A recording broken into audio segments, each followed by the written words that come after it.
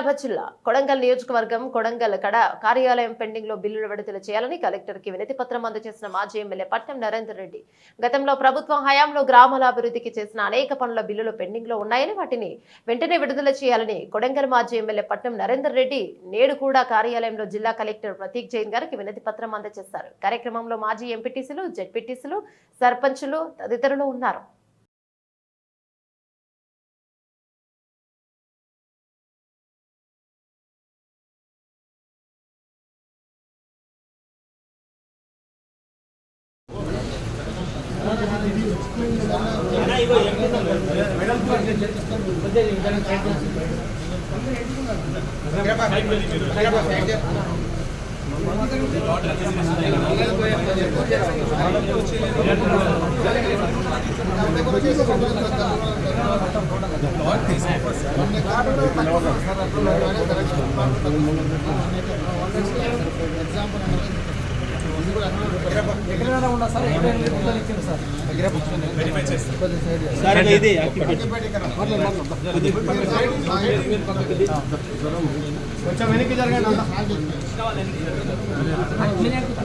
ఏడుకోతున్నావు